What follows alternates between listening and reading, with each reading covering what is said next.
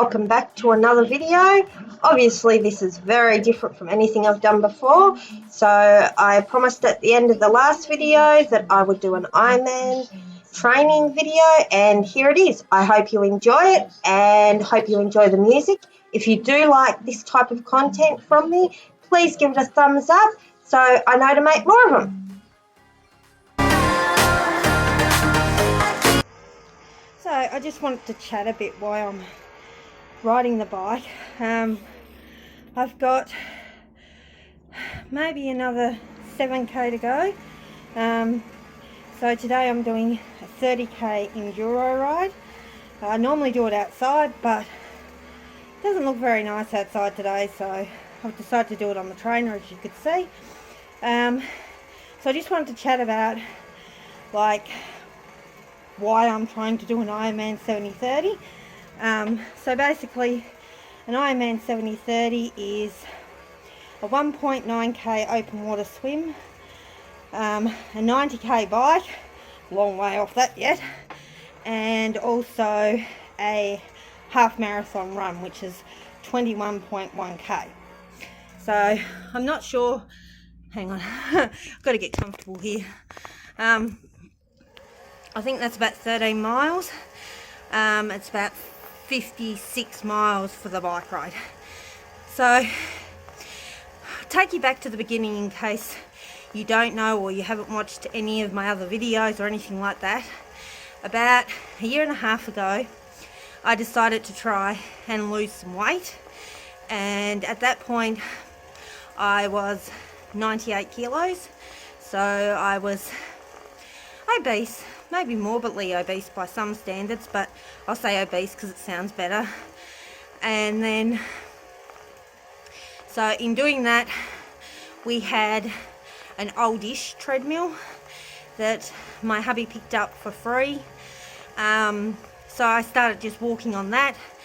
That grew, and I just started running on it for, I think it was like 20-30 minutes every day. And that started my running obsession, as I call it. So then I started running, and I started running outside, and I was really getting into it.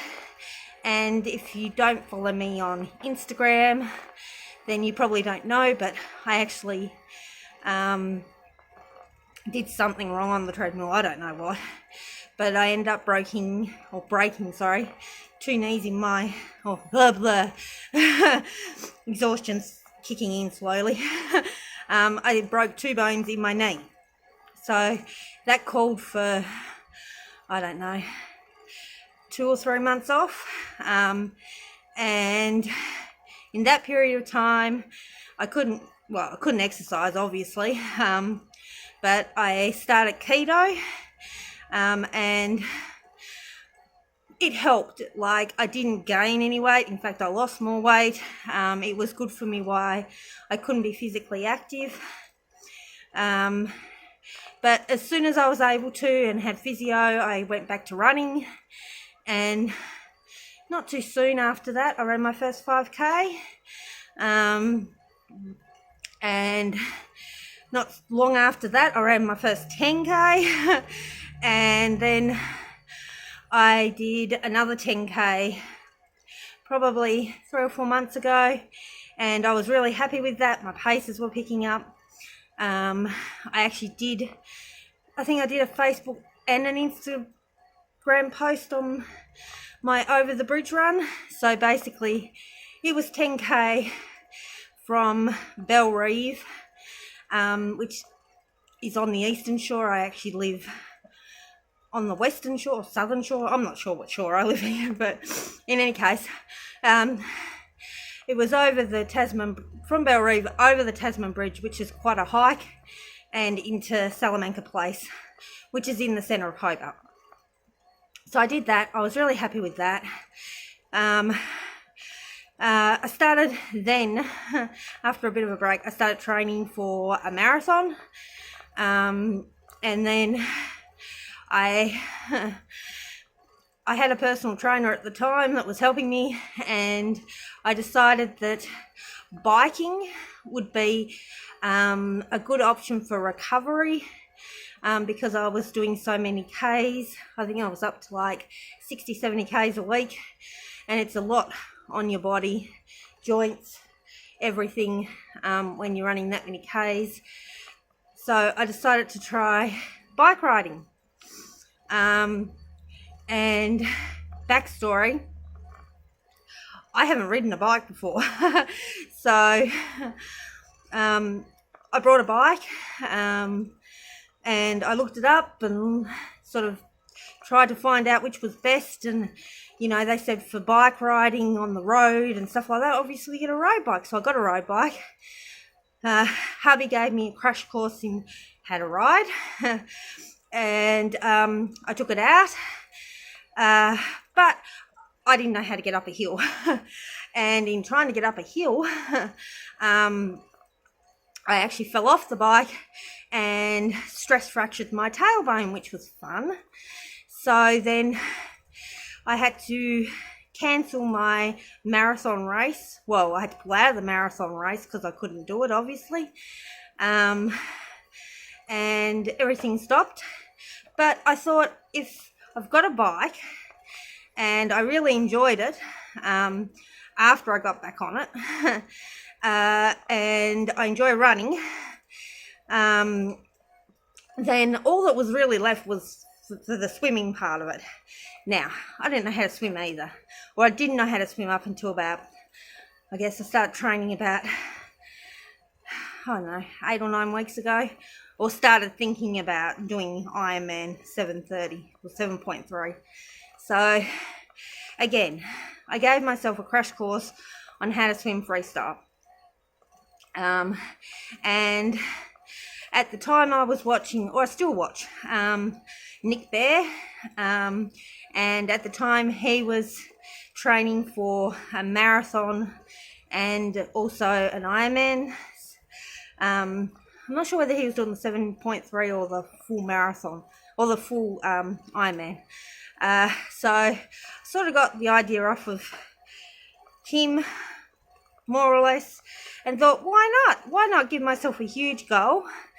So I printed myself out an Ironman training plan for 7.3 for a total beginner. And yeah, just started doing it and thought, my goal here is not to do anything fantastic. It is just to get off over the finish line. So my paces for my running aren't going to be sky high. I'm not going to be doing it in, like 8 hours or something silly. But it's just a finish, basically. It's not to do any, podium finishes or finish inside the top 10, top 15, not even probably the top 100. Maybe not even the top 200 if there's more than that in it. It's just a finish. So it's just a personal goal for me. And then after that, I will be training for a marathon again. But I am really enjoying it at the moment. So I do work out pretty much 6 days a week at the moment. And at the time when I was just training for a marathon before I fractured my tailbone, I wasn't doing very much strength work. I was doing it once a week with my personal trainer. But obviously for an Ironman, you need to build up lots and lots of strength just in your legs and everywhere basically, and your core. And my core is not very strong, so I've started working on that. And besides all the lovely biking, swimming and running that I do, I'm also trying to fit in a lot of like weight classes, or doing weight workouts, core workouts and things like that, and even RPM classes which are on the bike. I'm very lucky that I found this app that's called Les Mills, and basically it replicates the workouts that they do at the gym. So I can do them at home. I can do them on my own bike, because obviously when you're at the gym you're using just a stationary bike. And I can learn, how to stand up on my bike, because I can't, obviously when I'm stationary on the trainer I can stand on it, but when I'm actually out and about I find it very hard to stand up when you're going up a hill. So I think that comes down to not having ridden a bike before and also not having great core strength. So my basic workout schedule at the moment is, and things do change, I don't always do the exact workouts on the exact day I'm supposed to do them. You've got to be flexible. I've got kids, I've got a husband, I've got a life. So the basics are that on Monday I'm supposed to do a swim session, and that's slowly going up. At the moment it's 1.2k, and that'll just go up and up and up, which I'm managing quite well now. So I do that, and then it's like an easy sort of, I think it's the easy bike ride, or maybe it's the interval session. No, it's the interval session. So you do a 45-minute interval session on the bike on the Monday. Tuesday is that you will see is an 8k easy run. So it's done at your zone 2 heart rate, which for me is around 130, 135. So although I can run quicker than that for 8k, you've got to sort of try and stick within that heart rate because you're trying to build up an aerobic base. Wednesday is normally another swim session with an easy bike. Thursday, let me think, what's Thursday? Thursday is a interval run session for 45 minutes, I think it is.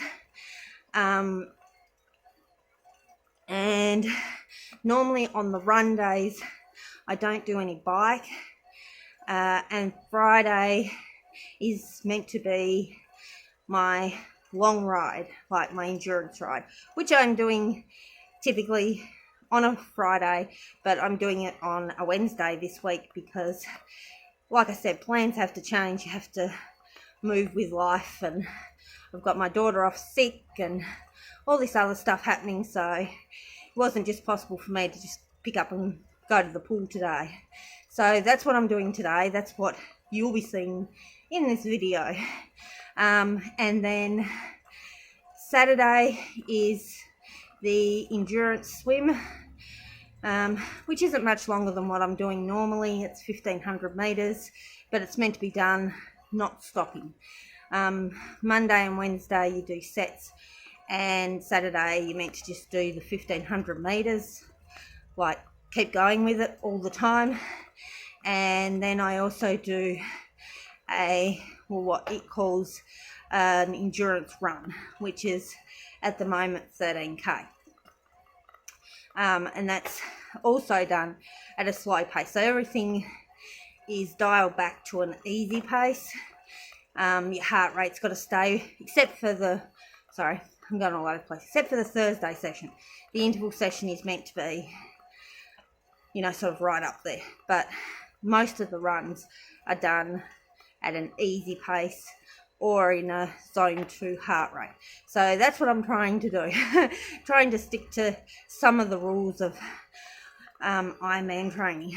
I do have another race before the Ironman, and that's in Launceston, and that is a half marathon.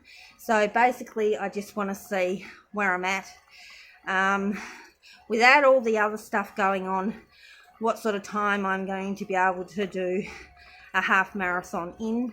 So I will be filming that. I think that's around the 13th of June. I think it's the 13th of June that I'm going up there for that. So I will film that, but I thought I'd just come on, and if you're new to the channel, give you a background sort of on what's been going on. Plus, everybody sort of doesn't really know what's been going on because I haven't been uploading much. So anyway, back to the slog. I think I have got now, let me check. I have got, wow, I've got 3K to go.